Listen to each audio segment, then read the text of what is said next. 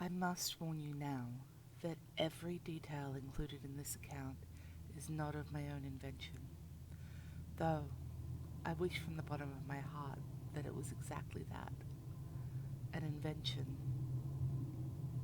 and that none of it is at all pleasant to read.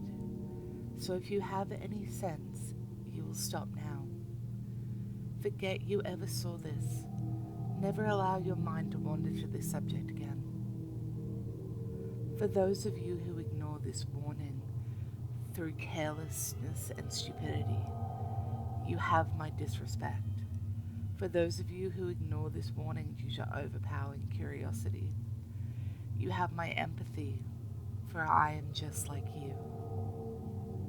But I wish now that I could return to the moment that I first found that dictaphone under the floorboards of my house and stop myself from ever playing. But I cannot, and this is the result of that mistake. I hope that anyone who learns of the events which transpired here in my house to its previous owner, either by reading it here or otherwise, will use such information in order to prevent it from ever happening to someone else.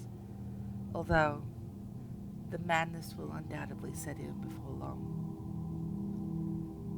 The following is everything I heard from the moment I pressed play.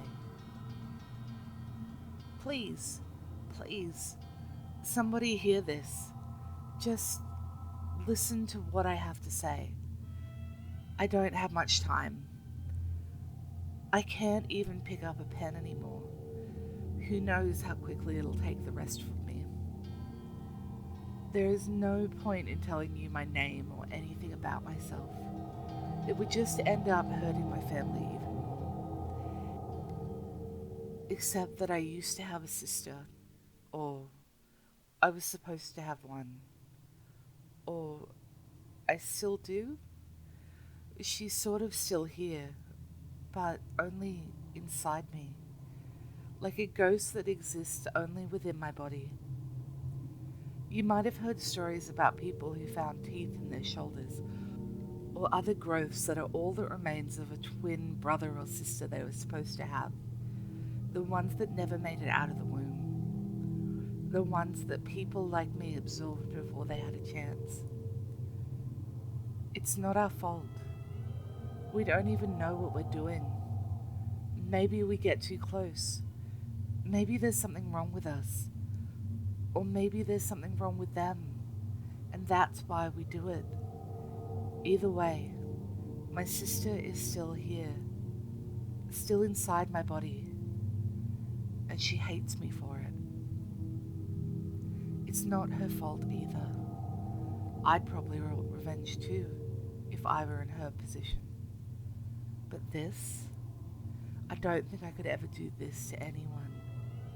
Maybe she doesn't even know what she's doing. But she is, and it's unbearable. I'm meant to be turning 20 in 2 weeks, and I doubt that I'll ever see that day arrive. A month ago, my health was near perfect. Now I'm confined to my room, and even my parents can barely look at me. And when they do, it's like all the love they felt for me has been depleted from their eyes, replaced with the fear and the disdain that I feel for myself. I can walk, but only slowly and stiffly, and trying to eat is more than slightly difficult when your stomach is rotting away to nothing. The skin on my legs is thin and pale, but the skin on my torso, arms, and hands crumbled from existence a week ago. My heart can barely bring itself to beat. My lungs are almost enveloped in dust inside and out, and yet my face hasn't changed at all.